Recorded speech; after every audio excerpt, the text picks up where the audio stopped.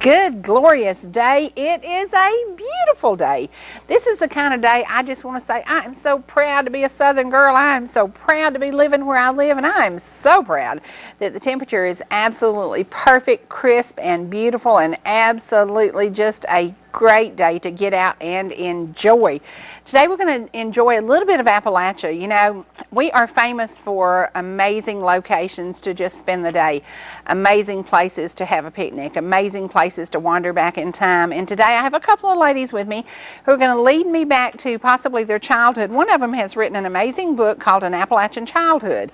Now, I have family from Dawson County that lived in a house with a dirt floor. They didn't have indoor plumbing. They had a well on their back porch, and so today I brought some props, and I brought some things that I learned as a child to can with. I brought a homemade basket, and I brought, when you bought Jewel Tea products, you got these precious little dishes, and when you bought oats, you got these amazing glasses. And most of your grandmothers and great-grandmothers filled their cabinets with these precious goodies that were free to them. Honey, in this old world, ain't nothing free. If somebody tells you you're going to get it free, you fixing to get jabbed, because it ain't going to happen. And I also brought some canned apples. And I challenged our viewers the other day. I said, how many girls, if you started on your street and you went door to door and you said, hey, could you can me some apples? How many people, how many in your neighborhood could can apples? I would venture to say not many. Well, the lady sitting to my right, I bet you could can an apple or two, could dry an apple or two. We are absolutely in apple country, and we have an amazing crop this year. This is last year's apples, and they still look really, really good. These would be good to make fried pies with, except I don't make good fried pies. So I'm going to ask the advice of one of my guests who I bet you could wallop out a really good fried pie. We're going to talk about the past. We're going to talk about embroidery. And I brought, these are my favorite pillowcases that were on my bed at the farm. And these are what I would call my really dressy pillowcases. These were handmade, and I absolutely love them. They're made out of old muslin, and I starch them, and I take care of them, and I treasure them. There's so many things in life that we don't treasure anymore. We don't treasure the past when we think about it. When I pulled out the tablecloth that I used on the set today, this is a tablecloth from an old farm table that I still have. It fits it perfectly. And how many of you starch and iron an embroidered tablecloth and put it on your table? I would think not many of us. Not many of us have the time or take the time. And today we're going to go back in time. We're going to go back to the days of Appalachia, and I will tell you my guests are both a little bit older than me. Not much, but a little bit older than me, and that means they are probably much wiser. They can probably teach me some things that I need to know. You know, when I did a cookbook, I had a lot of older people who submitted their recipes, and I tested their recipes. They were tried and true, amazing, amazing recipes. And then somebody gave me a gift, and this was from 1900 to 1950, Mama's in the Kitchen. And as I looked at these recipes, even the wording was different in a recipe. There were so many things that were different in the way we talked, the way we acted, the way we dressed, certainly the way we dressed. And I love this one. This has got to be my favorite. Take two and butter them while they're hot. Heirloom recipes and kitchen wisdom. And that is one of those things. How many of you sitting out there still make homemade biscuits? Well, I brought my old biscuit bowl. Now, I only use it for decoration now, and I don't use it to make biscuits. And I also brought this, and I'll tell you what this is for.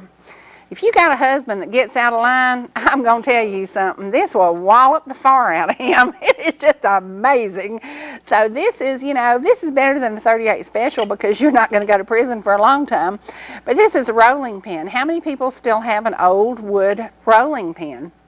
I love mine. These sit on my kitchen counter. I don't use them much, but they sit on my kitchen counter, and I just love it. I love the way it feels. It's heavy, and if I wanted to make the perfect pie crust, I'd actually go to Ingles to the grocery counter, and I would open the freezer and get me a perfect pie crust, but if I wanted to make one, I could do it with that. So today is about looking back, and as you look back, you have to have fond memories of your childhood. Now, I haven't read this book yet, but Appalachian childhood to me would be very different than the way I grew up. My first memories were in Hall County, Georgia, when I was a little bitty thing. Then we moved to Austell, Georgia. I was 2 years old. I remember the place we lived at 2, which is very strange, but I remember being in my baby bed. And we couldn't have curtains because my allergies were so bad, and thought it was weird to live in a house with no curtains, but we had no curtains, and we had hardwood floors. I remember that. And then I remember moving to Myrtle Street. We always lived in the city, so I don't have Appalachian memories from my childhood. It's going to be interesting to hear some of these memories from these wonderful ladies, because they can inspire me to step back in time and to treasure. And one of my treasures, and this is so funny, these are handkerchiefs, or as my granny would call them, handkerchiefs. And they all belong to one lady. Now, I love to go to estate sales. These all belong to one little lady. And it broke my heart that her family didn't keep any of this stuff, because I got all her handkerchiefs. But some were dressy ones that have lace on them. And I thought, isn't that something today? We buy tissue and we flush it and we throw it away. We are certainly the throwaway generation. The generation sitting to my right is not the throwaway generation. They're the keep it. Encourage people to remember it and think about what we're doing, because these little things belong to one lady, and I'd say they're probably 40, 50, 60, 70 years old. This one is very, very soft, and I just love it. It's like her everyday handkerchiefs and then her Sunday ones. And when I found them, I treasure these. Why didn't her family keep these treasures? You know, why do people let go of the past? I am really bad to keep the past. Now, when I pass on from this life, my daughter is probably going to be saying, Mama, what am I going to do with all this junk? But I treasure it. I treasure it. And today we're going to talk about treasuring the past. I brought my tablecloth. And I hope we can get a close-up of this tablecloth, because I've had this for many, many years. I've used it many, many times, and it is such a joy to me to be able to set the table with that beautiful hand-embroidered tablecloth. It's something that people just don't do anymore, and I think it's time we did. I think it's time we get back to doing something really cool and inspiring others to look at the past and to look at the things that were before us, you know, because there was a world before us that was a little simpler, a little easier to live, and often a little bit more peace and calm and cool. You know, think about your grandmother sitting in a rocking chair. How many of y'all take time in a day to just rock a little time, rock 20 minutes, rock 30 minutes, just sit and enjoy the day? We don't take the time to do it, and we're going to talk about that today. We're also going to talk about the fact that you can pick up a copy of this book and you can read it. So we're going to take a break, and when we come back, you're going to get to meet 2 amazing ladies from Appalachia.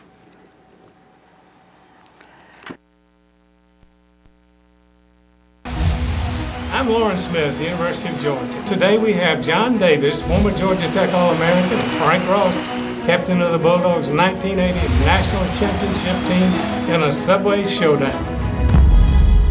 Subway. How many Subways does Ed Singleton own? He just up at number 17. He started in my hometown of LJ. Yeah, but he graduated from University of Georgia. Hey guys, who's hungry? It looks like Subway and Singleton Food Services Incorporated, the winner again. All love Subway. Fountain Roofing has been providing excellent service for 35 years. Let Lonnie assist you in choosing the roof perfect for your home and your budget. Commercial or residential, he can handle it all. Fountain Roofing continues to provide quality workmanship and will provide references upon request. At Fountain Roofing, we've got you covered. Call Lonnie at 706-692-6997. That's 706-692-6997.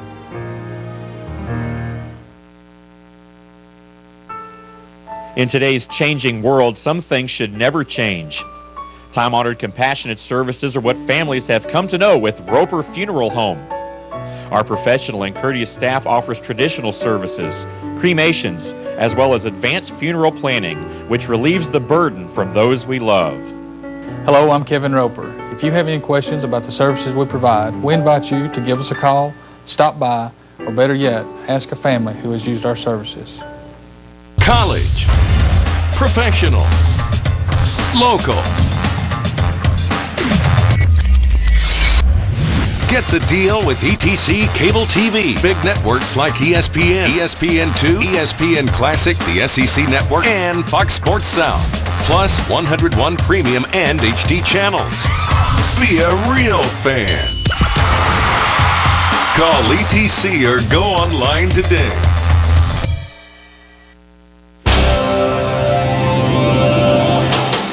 Papa's Pizza in LJ offers a great buffet including a salad bar, pizza of your choice, and dessert to make your family night enjoyable and affordable for only $6.59.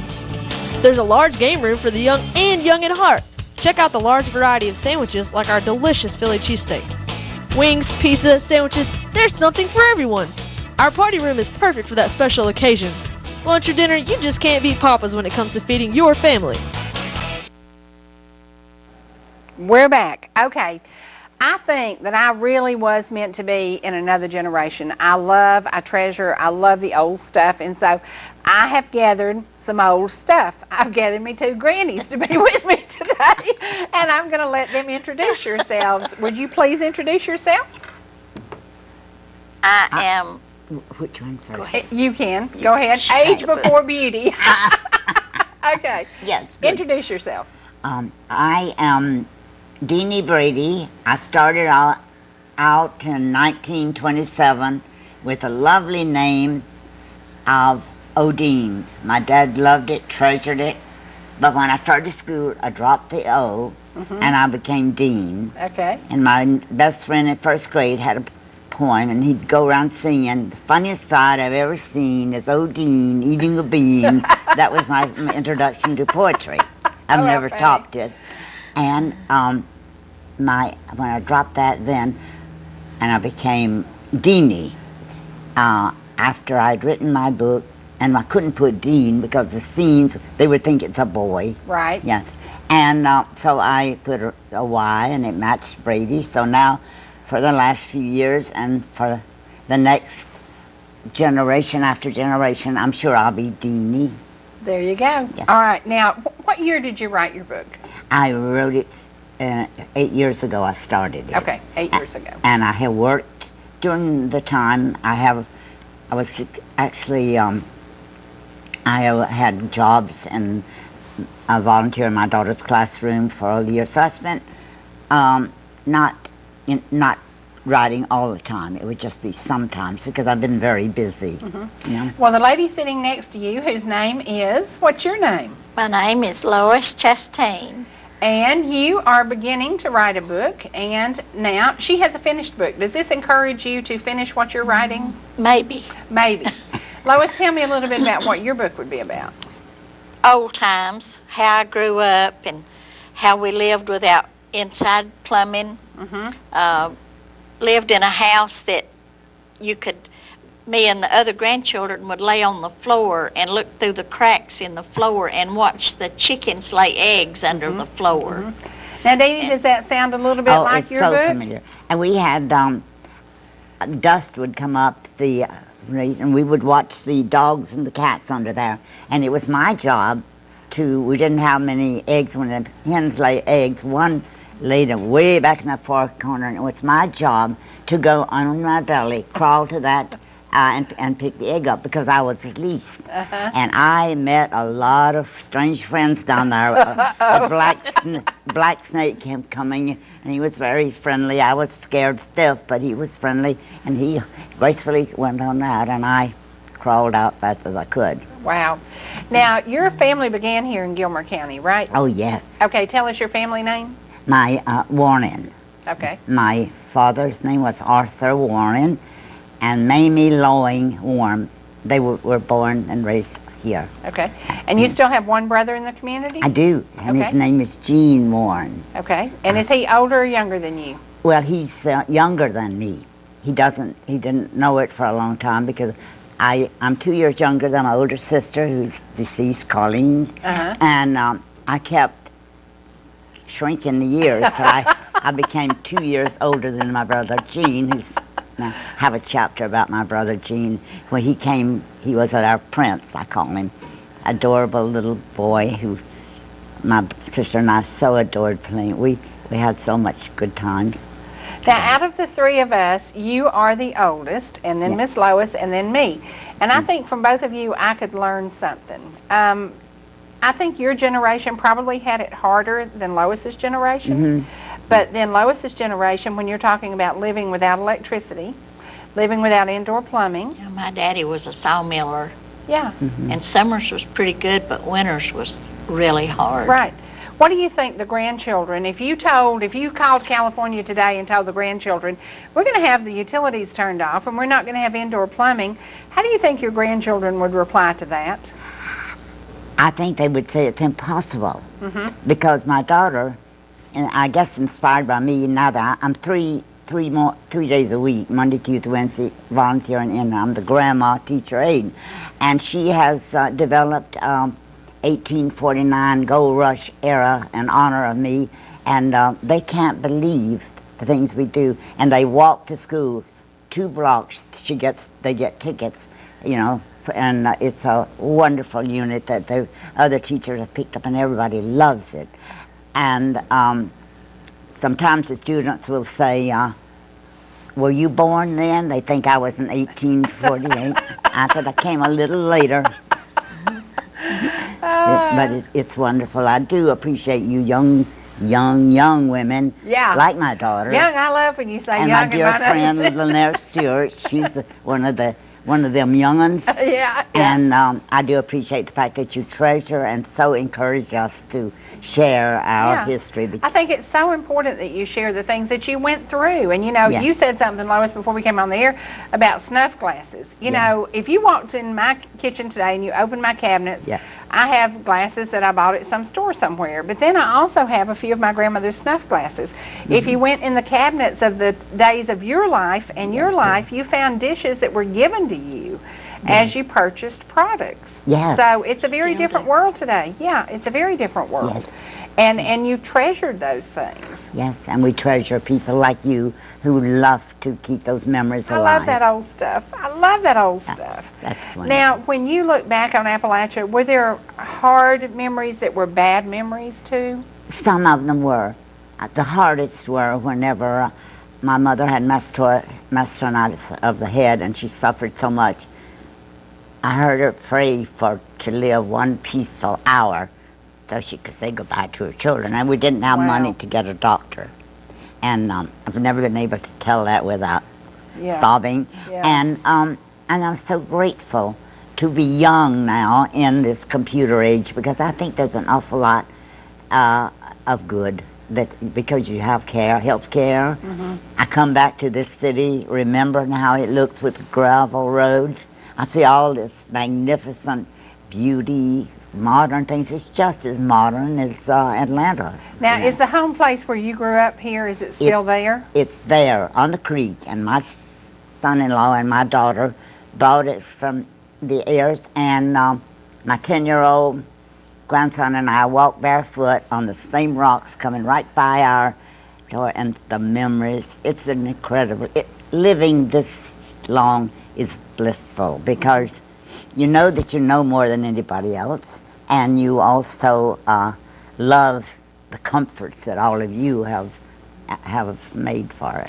Well, Lois is doing something that I think is probably the gutsiest thing I've seen in a long time.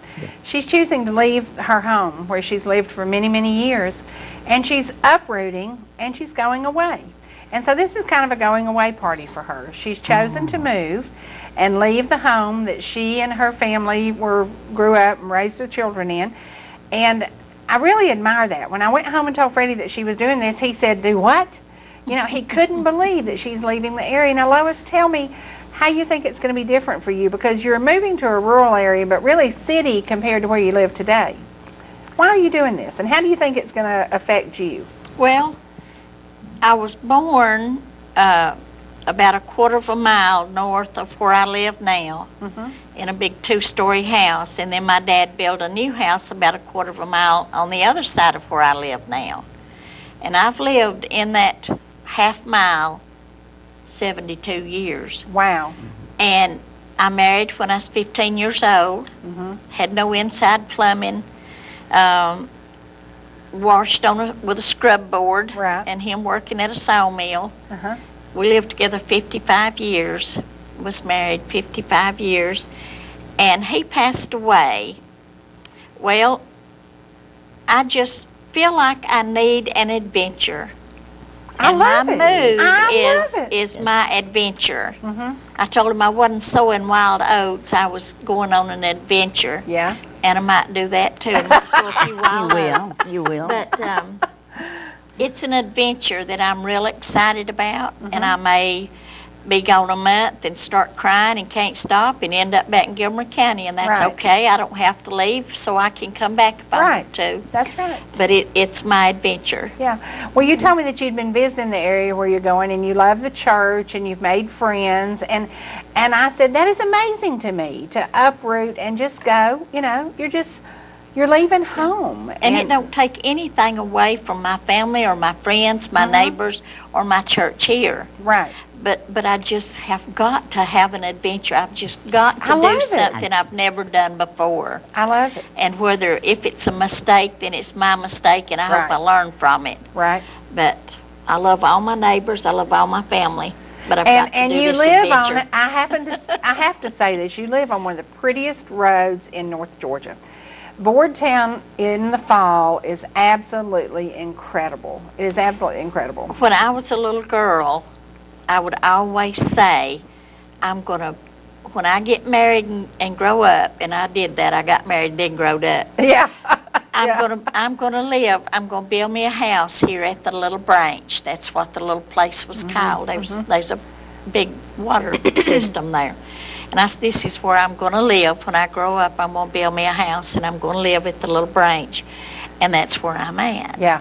Yeah. That's where we built our house and raised our children.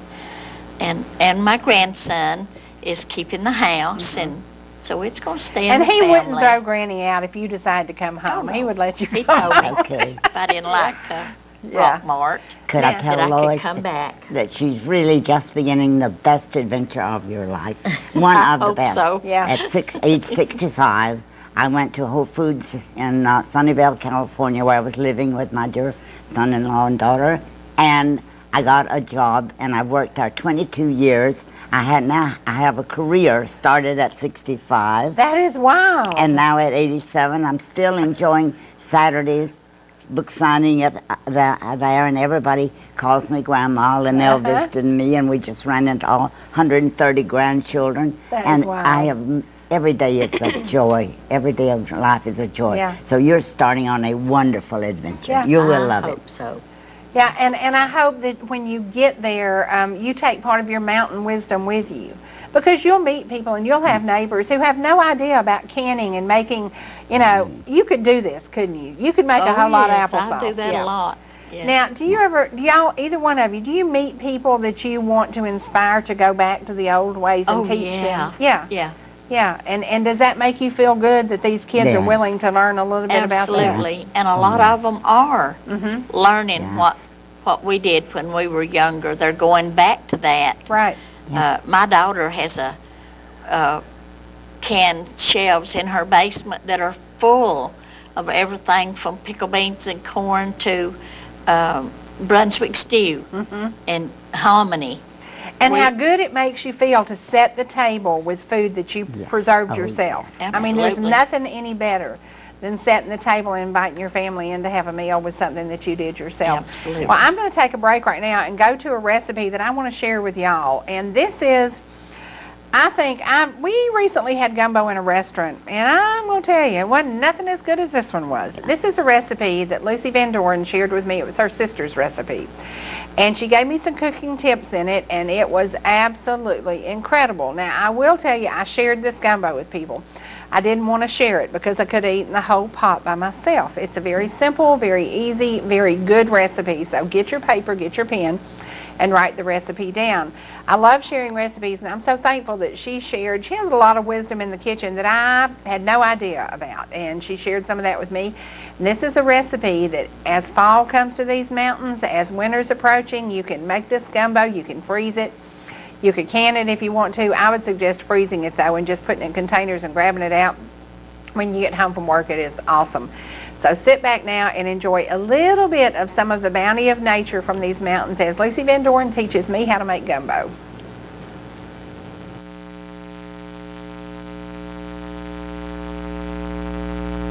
Recipe that belonged to who? My sister Lorraine Hinton. Well, good. Your sister Lorraine may have saved your life because we're going to take her recipe back to get your heart. Oh my goodness. Where are we going to get your heart? Alaska. We Oh, are. wow. Guys, when you're watching us tonight, we're going to be sitting in Alaska having this wonderful recipe that we're going to can and take with us. Right. We are cooking up gumbo, and here are the ingredients.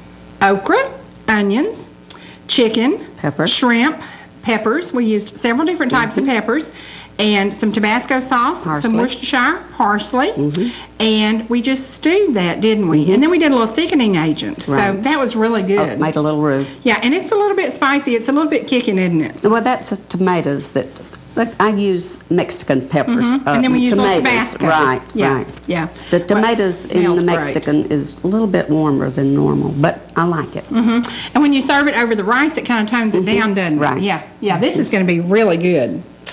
I have 4 tablespoons of olive oil in my pan, and I've added okra to that. Now we are going to just, not brown, but glaze the okra. And this is going to help with the, hate to say this word, but the slime that comes off okra. And then we will be adding our bell peppers and our onions. Wow, these smell great. Woo, this onion is strong. This is definitely not a Vidalia. You would not want to take a bite of this big boy. And we're going to add a dash of Tabasco. And now we're going to add our tomatoes.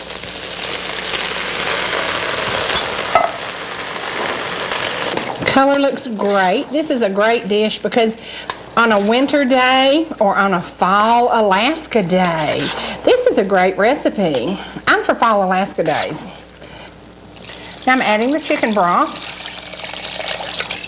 This is already smelling really good. Now while it's simmering, I'm adding the parsley and the Worcestershire sauce. And there you go, just a little to taste. Now we're going to simmer, simmer, simmer. Now we're going to make a thickening agent, which is kind of like making gravy, but we're not making gravy. We're just going to use some butter. We've got 2 tablespoons of olive oil and approximately 2 tablespoons of butter. And we're going to let that get hot, and then we're going to add some flour to it. Now I'm going to add a little bit of flour, and we're going to use this as a thickening agent.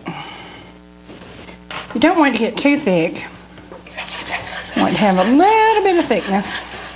And you know this butter is going to add a little bit of flavor. Now we're going to add our thickening agent. And we're going to continue to simmer this. And while it simmers, we are going to talk about our trip. We could go to Denali, but we're going to go back to Homer because we just decided that was our favorite place. Denali's a long drive and no more time than we have. I think Homer's just a great idea. And the Kenai. You know I have to go back to the Kenai. Right, we got to see the river. I have to go see the Kenai. I just want to sit there and look at the beauty because I think God made that just for me. Maybe just for me. I love it. I love it. Okay, now we've got our gumbo almost done, and we're going to add our shrimp. This has been deveined, and it's about 1.5 pounds or 2 pounds of shrimp. Then we're going to add a whole chicken that is pre-cooked. This gumbo's smelling great. Well, I think it's about time to serve it up, You too. do? Okay, Yeah, all righty. I think it's ready. Okay. Now, Mama Lucy, we could feel guilty about leaving the boys behind, but we're not going to. We're going to feed them a little bit of gumbo before we leave. We're going to kiss them goodbye, and we're going to Alaska. Y'all are on your own till we get back.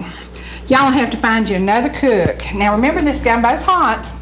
If you missed all the ingredients of the gumbo, they're on the website, and that's www.heartofthehomerecipes.com. There you go, Michael. Now remember, we'll be back next week, Heart of the Home. We'll be in Alaska, but we're coming home. Bye-bye. Bye. Well, it's Thursday, and that means it's time to...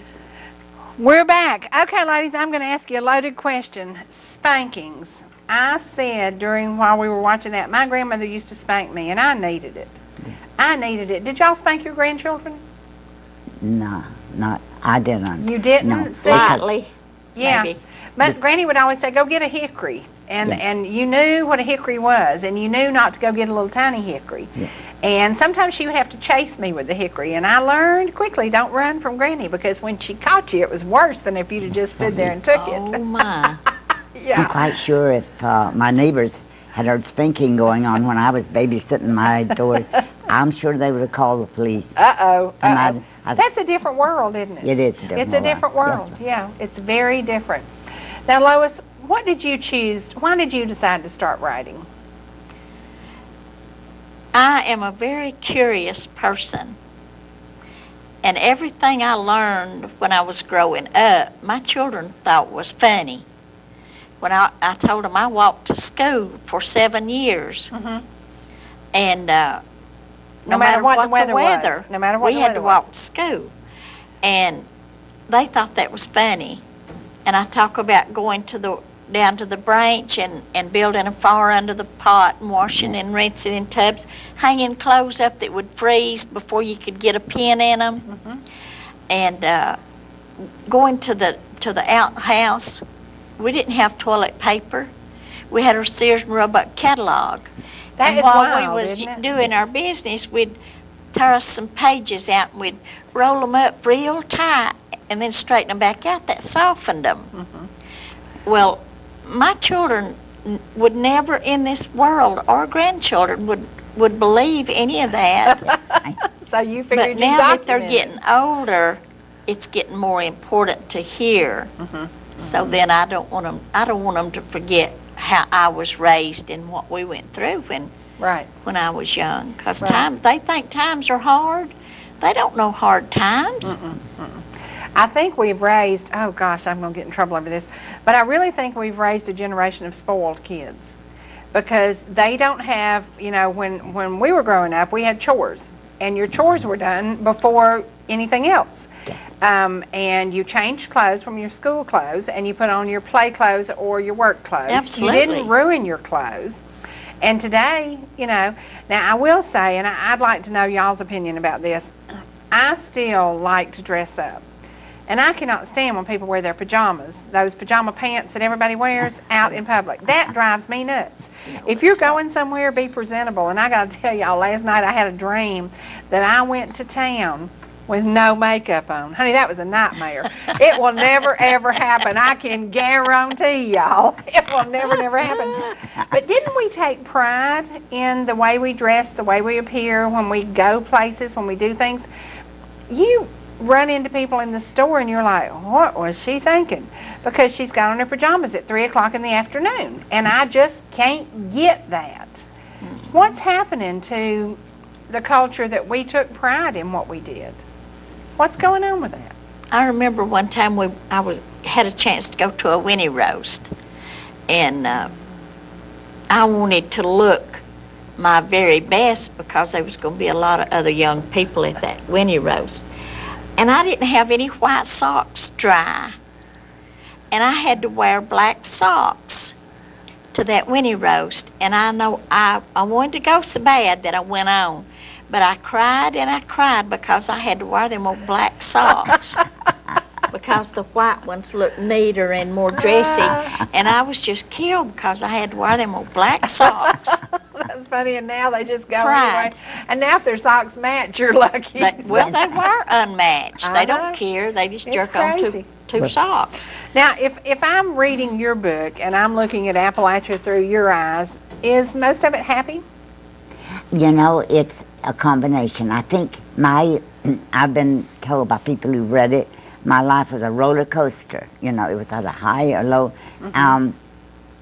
At the end of this book, some very tragic, very tragic chapters, and in that I come to terms with a lot of my mistakes during this one in my Higher Than Yonder Mountain, and it got its name because I married this man who had a home, and it was the penthouse of Delmonico on Park Avenue.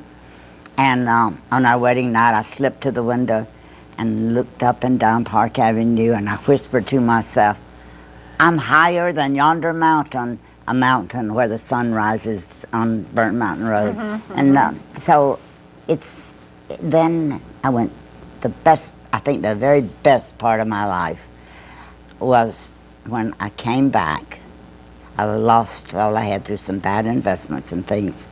Brought my little 6-year-old back, and she went to Oakland School in the 2nd grade, into so much trauma in the past year. She had not learned to really read, and she now credits that 2nd grade teacher for instilling in her a love to teach, and that's where she is today. Wow. And I learned so much about the real value of life. In fact, I searched inwardly in those years that I took care of my mom and dad from 1984 through 1996. I grew so much. As I said in my chapter about that, I had danced in the shadow of my husband and the celebrities he had known, and I thought that was the grandest life of all. But I came back home and discovered me. And then I went back to my daughter after they passed on. In 1996, I was never going to leave the mountains. They asked me, but I went back with them, and then it was so sweet living with them that I've lived there now for 22 years. But my heart is still here. A great deal of my heart is still here. In California, when you look at what you leave here and you go back to California, is there any comparison in California to the life we live here in Gilmer County today?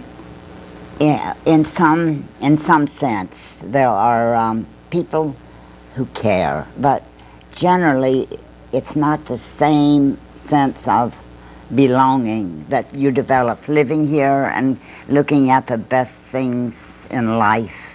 And people here I was raised with people who cared about the other person, the golden rule, do unto others as you have others do unto me. That seems to be missing, and when I'm here, I feel it. It was ingrained in me, and I know that saved me from getting in some very bad trouble in the low spots of my life. So I always give credit to my birth here in Gilmer County. And now in these book signings, I just so enjoy talking about that. And one lady gave me a plaque. It said, I was not born in Gilmer County, but I came here as fast as I could. And we treasure that. And I think it's something we all need to learn. Now, how do people pick up a copy of your book? Oh, it's for sale in several places in Here Gilmer. in Gilmer County? Yes. Okay. And it's in the library. Okay.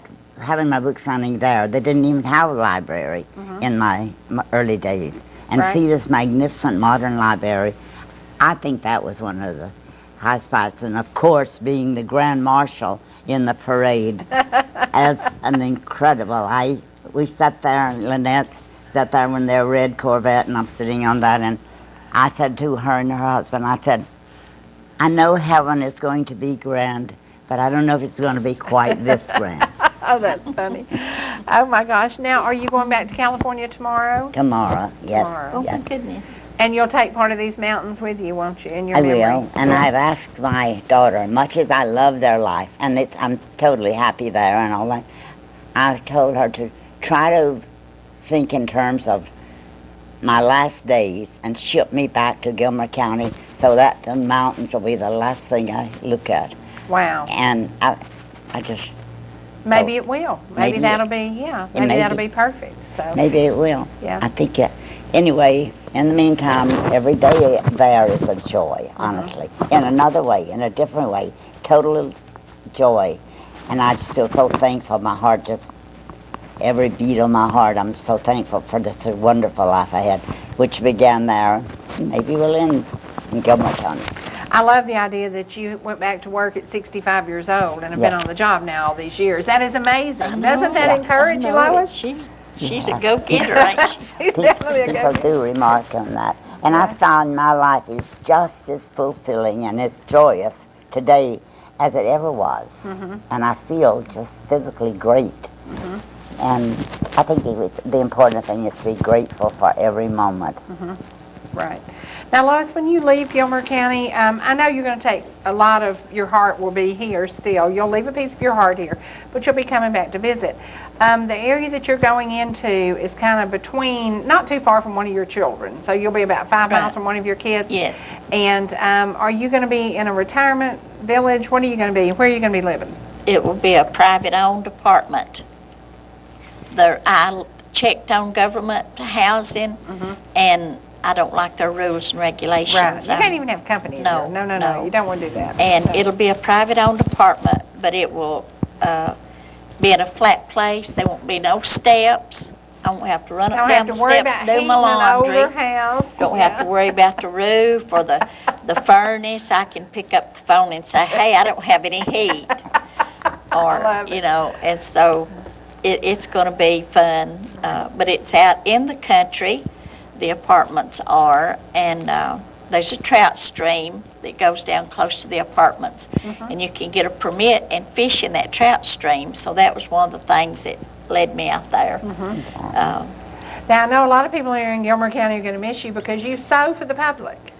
And can we talk a little bit about your sewing experience?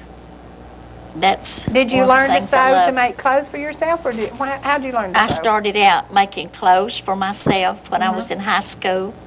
I had a wonderful home ec teacher, and she taught us to sew. And I started making my own clothes then. And then as I grew up, I left it. But then I decided I wanted to try it again. So I began to sew, and I made wedding gowns, and I made a wedding gown for one of the girls that works for ETC, and we laugh about it now, but I made her wedding gown. I made men's dress jackets. That is wild. One time I made a wedding gown, and the bridesmaids' dresses from measurements, and shipped them back to Alabama. Never saw the bride, never saw the bridesmaids. Oh my gosh. Now that would be a tough one. Yeah, that was almost got me to quit sewing because that was very nerve-wracking. Yeah. But I still sew for, I don't think he'll care for me saying, I still sew for Scott Logan. Right. I do alterations for Scott Logan and Butch Jones. Right. And, two of the guys that everybody in LJ knows. And it blows my mind because a man's jacket to me looks like it would be really hard to deal with. But you said you can basically take it down and do what needs to be done. Yeah. That's it just wild. has to be done. So, and I love doing that. And my grandchildren, they come in, Granny, can you fix this? And you'd think, Lord have mercy, why don't they throw that in the trash? But I'll get out another pair of old Levi's or blue jeans or something, and I'll put a patch on it and fix it, and they love that better than something new. I didn't get to learn all those delicate things. I was too busy following my daddy to his little moonshine still, and he would, when he'd stir the boxes of honey, as he called it, he would slosh a little for me to slide in. In later life, I had an opportunity to tell that to Jack Kennedy's dad, Joe, who was a huge bookleader. He loved my story of my bootlegging days. Oh my gosh. Now, when y'all think about your lives comparing, you know, now what area in Gilmer County, where did you live? How far did you live from Boardtown? Okay, Just Burnt Mountain Road. on the other side of town. 52 the other way. Okay. Right. So y'all were like 15 miles apart, but really not that far apart in the way you grew up. Yeah, that's so true. Everybody lived like that. Yeah, life was really close from the Burnt Mountain area to the Boardtown area. Because a lot of those people know each other and interacted. I know my dad owned a lot of land at one time on Burnt Mountain. And so a lot of the life on Burnt Mountain was like the life on Boardtown. Exactly, except that we didn't communicate. We were far apart in You those didn't have a days. cell phone. No, we didn't. You didn't have a house phone. No. Did you have a carrier pigeon? You had. How did you the mail? I guess the mail. It came. Did you write letters across town? Seriously? Well, we didn't. We just didn't get acquainted with those people because we were busy surviving. Yes. And we had a buggy. Mr. James had a buggy, and the horse that drove the buggy when Mr. James would be sleeping, sometimes he'd know where to stop. And I would be standing there with 2 pennies to mail a letter that Dad and Mom had. He woke up and he would reach and give a little piece of candy. And I'd go home and share it with my 2 pennies sister. to mail something? 2 pennies. Oh, it was horrible when it got up to 3 cents. Oh my gosh. I've got some 2-cent stamps. Yeah. And the first phone we had, that was when we became modern, got electricity. Yeah. And the phone had 8 parties. Yeah. And Oh my gosh. Yeah. Oh, yeah. You pick it up and it would always be busy. But sometimes that was okay because you liked to hear what they were saying. And sometimes they'd talk an hour and you need to use that phone. I know. And Did you just not think it's pick up awful. and say, would you please get Yes, off the but line? they'd get mad as the devil. Are you kidding? Oh my gosh. Yeah, they See, didn't growing want to up be in the city, I interrupted. never saw any of that. So Yeah. Oh, yeah. Oh, think- my goodness. I but hated being that the- party lines. But being the kind neighbors, if you really needed it in an emergency, immediately They would hang up. They would hang up. It was just, That's wild. Well, we're going to have to take a commercial break because we have to pay the bills. And please remember our sponsors. Had a wonderful evening with Fannin Regional Hospital last night. Thank you so much for the things they do for us here at ETC. We're going to take a commercial break, write down the names of our sponsors, and don't forget Paul Kiker. He is one of my favorite. He will be with us again, as always, the first Thursday of the month. We're going to take a break the week of Thanksgiving, so there's a lot of basketball going on, and you know, when the crew's doing that, they can't possibly do everything, so we will be doing re-airs, and I'm going to be choosing some of the programs I want to re-air that week. So if you tune in the week of Thanksgiving and it's looking like something you might have seen it before, because we are going to do some reruns, so I don't want y'all to panic. We're just going to take that week off, then we'll be back. So take a break. We'll be back shortly. At Blue Ridge Dermatology, we believe your skin is vital to your health. That's why each of our providers gives personalized treatment recommendations. Let Dr. Mills do a thorough exam. He specializes in all skin conditions. Jamie Savageau is our nurse practitioner who specializes in skin disease. And our physician's assistant, Patrick Martin, is a certified injector for facial rejuvenation. Our certified laser technician, Donna Atosco, performs laser procedures with the latest gold standard equipment. Susan Newton is our medical esthetician. She specializes in chemical peels and skin tightening. Let one of the staff at Blue Ridge Dermatology help you look and feel your best. With such a wide variety of great used cars to choose from, it's no secret as to why Lakewood Auto has been in business for 34 years. It was a year ago when Lakewood Auto left Atlanta for Cherry Log, and now Lakewood Auto is celebrating its first anniversary in the mountains. Are you looking for a car but have been hurt by bad credit? Not a problem. We can help. Just give the nice folks at Lakewood Auto a call at 706-946-1500. That's 706-946-1500. 1500.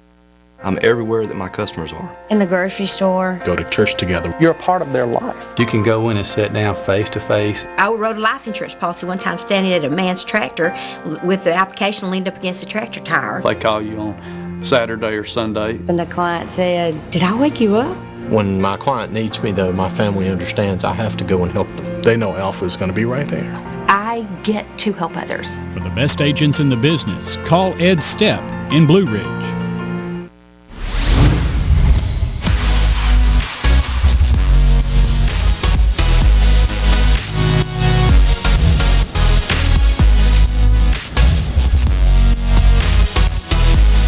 Hello? Hello? Guys? Was there something we're supposed to do tonight? Where are they at? It's game time. Friday at 7, only on ETC3.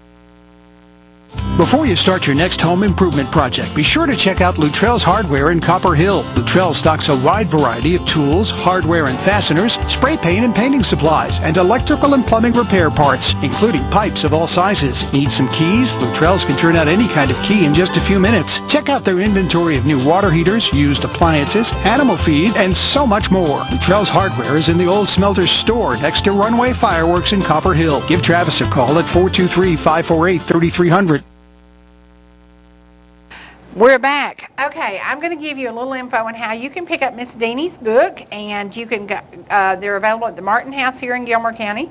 They're available at Hillcrest Orchard, and in the near future they'll be available out at BJ Reese, or you can pick up the phone and call 706-581-7063 and run over here on River Street and pick you up a copy.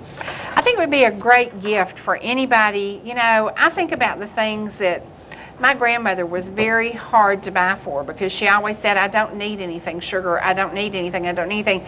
But what a treasure to give this as a gift to your grandmother and let her remember her years and compare it to how she lived based on how you lived. And Lois, I can't wait now that you're moving out of town, and I'm going to miss her because I go by Boardtown. We blow the horn at her every weekend. Now that you're going to be gone, miss that. It'll give you some time to work on your book. Now, will you do it on a computer? Are you computer savvy? No.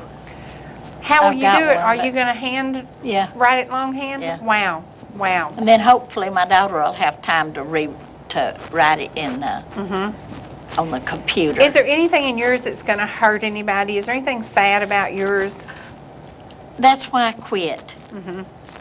Because there was just things that it was just too hurtful to me to pass on. But the book won't be complete without it. Right.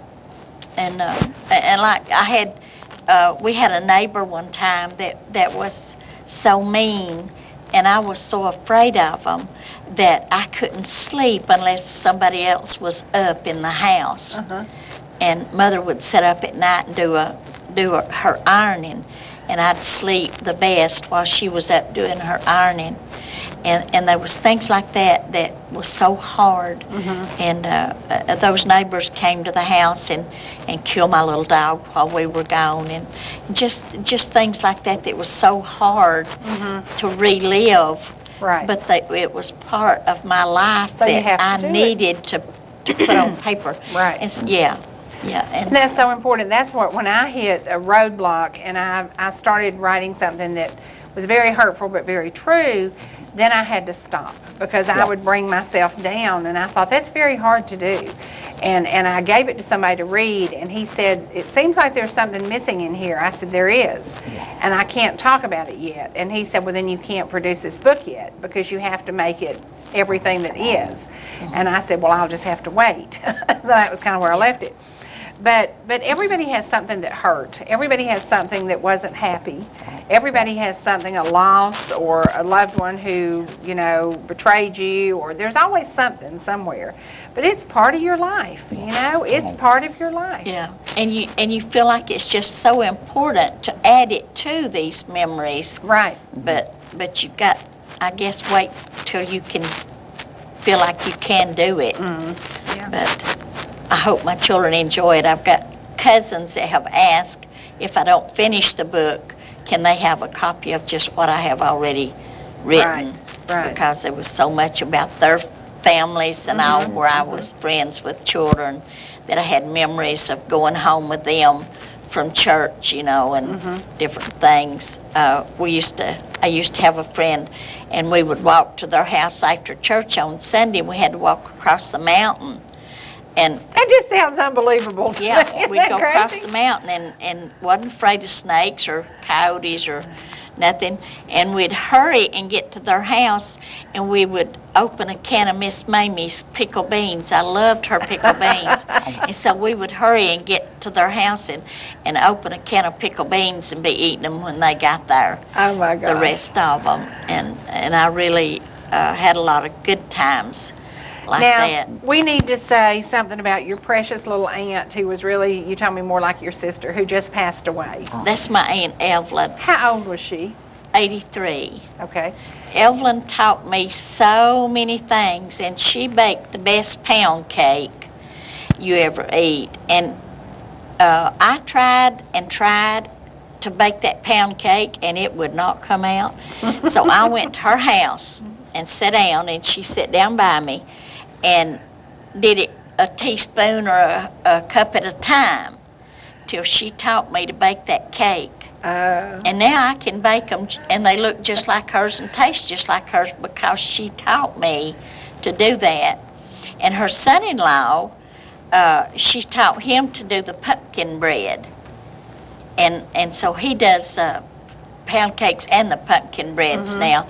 And at the funeral home for her viewing, the grandchildren wanted to serve pumpkin bread and cake, pound cake. Wow. So Brad and I made pumpkin bread and pound cakes to serve when we had her viewing at the funeral home because of the memories. And they wrote a poem to go with anybody that wanted one and a piece of the cake. And a lot of people carried out cake to take home. That's precious. So it was very sweet. But she did homemade hominy. Right. And she You taught brought me us some to of do that. Yeah. Yes. Yeah. And she canned chicken and sweet potatoes and hundreds of quarts of green beans every summer, and pumpkins and cushaw. When they come in, Brad canned 28 quarts of cushaw for her just before she died the other day, and he's canning on the pumpkins. He had a bunch of that canned before she passed away.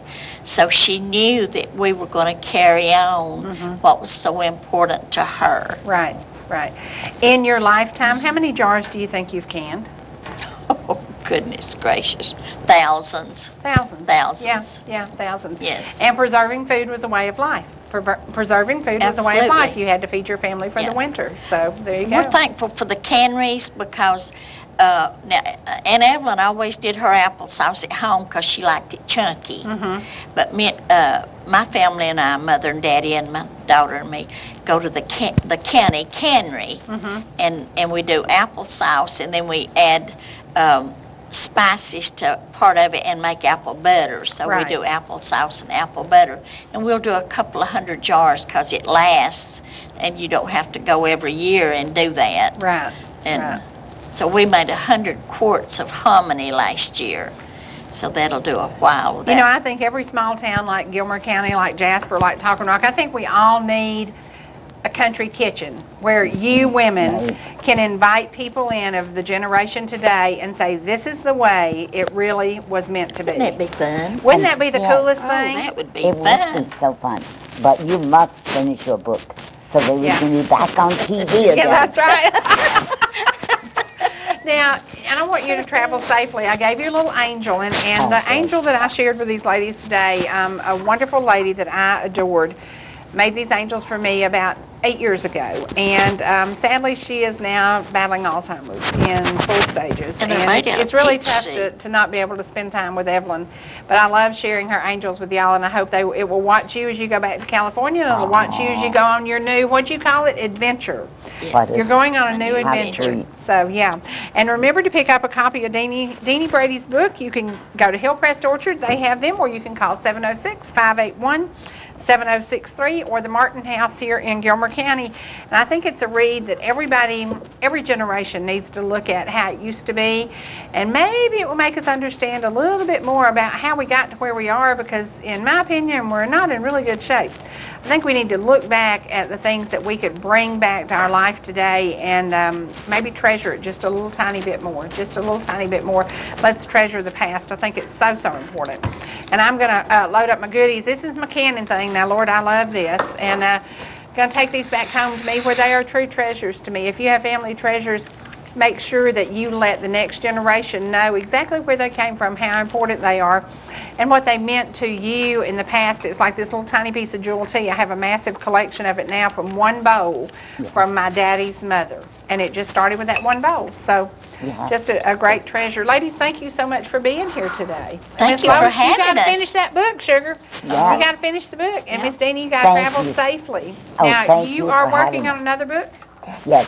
What's the name of it? It's Higher Than Yonder Mountain. Okay. And it will be, I'm going to launch it here in my hometown on April the 15th of next year.